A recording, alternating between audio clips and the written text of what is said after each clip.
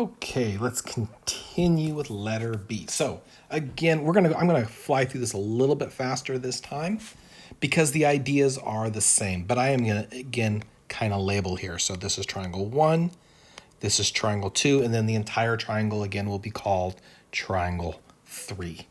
So let's see if we can go through this a little bit faster than we did before. Okay.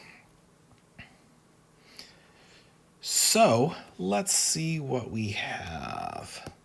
Now, I'm going to kind of remind you of a couple things here just because it does come up. In the section, we had something called the geometric mean. Now, I want to remind you what the geometric mean said. The geometric mean said that this times this, so those two things equal multiplied together equal this squared. So if I wanted to find x, one of the things I could do is I could say x squared equals 2 times 18, which is 36. So x equals plus or minus 6, or x equals 6. Okay? So that's just the geometric mean. But if you're like, ooh, I didn't remember the geometric mean, what am I going to do? Not a problem, right? We can still use similar triangles. So what we can say here is I can say 2 is to x as x is to 18. So let's go through that. 2, which is the short side of triangle 1, is to x, which is the short side of triangle 2, as x, which is the long side of triangle 1, is to 18, which is the long side of triangle 2. Okay? Doing our cross product, we get x squared equals 36, and we are back to this. So that geometric mean was basically a shortcut, okay? So the geometric mean was just a shortcut. So x equals 6 on that first one. Let's continue. So let's plug that in too, because that's probably going to be pretty useful. Now I want you to notice, we have two sides of the small triangle, of triangle 1. I could easily find y by using Pythagoras' theorem, right? 2 squared plus 6 squared equals y squared. I don't necessarily want to do that just because I'm going to be lazy and I think there's an easier way of doing it, but I could. Okay, so let's see here. I'm going to say, how about I use triangle 1 and 3 to find y. So I'm going to say the short side of triangle 1, which is 2, over the short side of triangle 3, which is y, equals the hypotenuse of triangle 1, which is y, over the hypotenuse of triangle 3, which is 18 plus 2, or 20. So I get 40 equals y squared. Simplifying that, I get y equals plus or minus. You're kidding me, right? Oh, I don't think that meant anything. That worried me. I just saw a message and I was like, uh-oh, this thing has stopped. But no, it looks like we're still going here. Let's hope. So I get y equals plus or minus 40. Simplifying that, I'm going to get y equals the positive, square root of 40. Don't forget, square root of 40 is the same thing as square root of 4 times the square root of 10, which equals 2 root 10, keeping as an exact value. Okay, that is not as useful, so I don't know if I'm going to use that again. I could, but I think you'd agree it's a bad number, so I'm probably not going to use it. Though I do want you to notice at this point, I could use Pythagoras' theorem to find z, and I've got a couple different ways now, right? I know two sides of triangle 2. I could use that to find the third side, which is z. But I'm going to use similar triangles again here. So let's see what I'm going to say for similar triangles here. How about I'm going to use, for the small triangle, I'm going to use triangle 1 and let's see. I'm trying to avoid the y just because the y is 2 root 10. So let's see what we can do. That is the hypotenuse. I don't want that one. I think I'm going to use, how about triangles 2 and 3? I think triangles 2 and 3 are going to work nicely. Let's just make sure. So I can say the small side of triangle 2, which is 6, is to the small side of triangle, what did I say, 2 and 3? Oh, 3 is using that bad number again. Okay, whatever. I'm going to use it. I don't like it, but I'll use it. So short is the short. Okay, then I'm going to use the long side of triangle. What triangles am I using? Oh, I'm using triangle 2. So triangle 2, I'm going to use the long side of triangle 2, which is, no, hold on. Nope. Not going to do that. Let's change paces again. Whoops, where'd it go? Let's change paces again. So, I want you to notice, sometimes we just play with things. Notice how I'm just kind of playing with it. I'm not quite sure where it's going to go. And so I'm messing around with it. So let's go back to triangle 1 and 2. So I'm going to say, if I use triangle 1 and 2, I can use, how about short is the hypotenuse to long triangle 2, which is short is the hypotenuse. It's not, numbers are bad, but that's fine. So short side of triangle 1 is 2. Short side of triangle 2 is 2 root 10. And that's going to be equal to the long side of triangle 1, which is 2 root 10. And then the long side of triangle 2, which is 18. Oh, that was a bad idea. No, I'm sorry. I'm just saying it wrong. I'm saying it wrong. So let's backtrack just a second. So one more time. Short side of triangle 1 is the short side of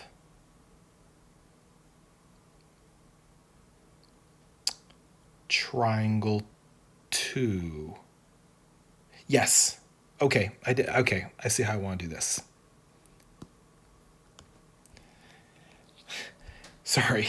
The last example wasn't going to include z, so it was a bad one. So let's try that again. One more time. I feel confident this time. So let's see what we got. So short side of triangle 1, which is 2, is to short side of triangle 2, which is 6. Then I'm going to say hypotenuse of small triangle is 2 root 10. And then the hypotenuse of triangle 2 is z. Let's make sure that those similar triangles are correct. Okay? So again, let's double check it. So we're going from triangle 1 to triangle 2. So I'm using short to short. Those are both short. Then I'm going to go from hypotenuse to hypotenuse. So hypotenuse to hypotenuse. Looks good. So let's simplify here. I'm going to say this is 1/3 equals 2 root 10 over z. Simplifying it, I get z equals 6 root 10. Okay, and actually, we have solved for z. That's all there is to say about it. Okay, now I do want to emphasize again, could we have used Pythagorean's theorem? Yes. In this case, might it have been easier? Yeah, probably would have been. Does it matter? No. Let's continue. We have to decide if BD is parallel to AD. And actually, there's some stuff missing here. Let's call this BD, AD. Okay, these are sides. So these aren't really coming from similar triangles because I shouldn't say that. We could use similar triangles. Okay, we could go and show these two triangles are similar. I do want to emphasize, though, there's a lot easier way to do that because we have the triangle proportionality theorem and its converse. And I think I'm going to do that instead because I could go through and show that the triangles are similar, and then I could say, hey, look at their angles are the same, and we could go through this really long bit of information trying to use similar triangles, but let's not. Let's use a triangle proportionality theorem. So what does a triangle proportionality theorem say? So let's go and grab it. Let's go grab the triangle proportionality theorem and its converse. Let's see if I think I have them readily available. I do. So I'm going to grab, if I can,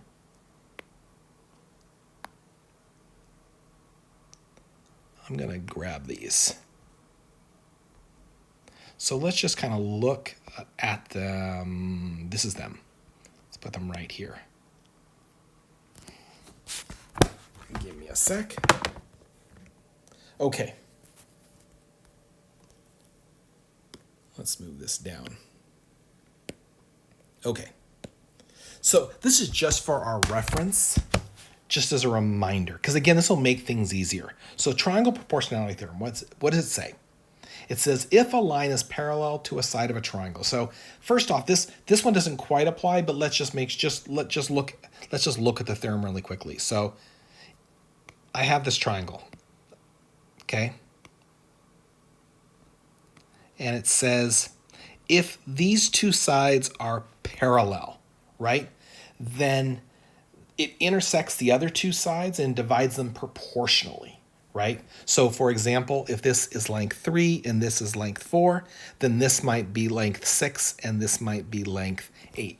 In other words, the ratio from 3 to 4 is going to be the same as the ratio of 6 to 8. That's all that is saying. The converse is basically saying, hey, if these ratios are the same, so if 3 is to 4 as 6 is to 8, then these triangles are, then they're proportional and therefore those lines are parallel. Okay, and that's what we're going to use in this case. We're going to be using the converse because we don't know whether the lines are parallel or not. So we're trying to justify that the lines are parallel.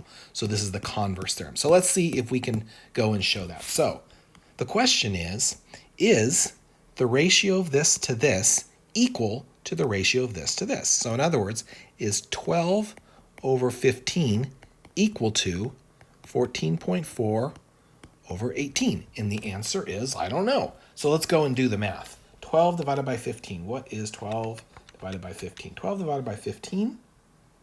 It was 12 divided by 15. Yep, it was. Is 0.8. Okay? And then let's do 14.4 divided by 18, which is 0.8. So their proportions are the same. So let's look. If two lines, if a line divides two sides of a triangle proportionally, right? If this is true, which it is, we just saw that they are proportional, then it is parallel to the third side. So we know that BD is parallel to AD. So my conclusion, let's just put that as a conclusion. BD is parallel, what was it, to, I lost it, AD by the converse of the triangle proportionality theorem. Okay? Last one. Let's see what we can do here. So we actually have a couple different things. One, I can go find x using the triangle proportionality theorem, right? So the ratio of 15 is to 8. 15 to 8 has to be equal to 21 to x. And the reason is, remember, these two lines are parallel, therefore by the triangle proportionality theorem, those ratios have to be the same. So I can say 15 is to 8 as 21 is to x. So simplifying this, we get 15x equals 21 times 8, which is 168. So x equals, I'm going to turn this into a decimal, 11.2, whatever our units are.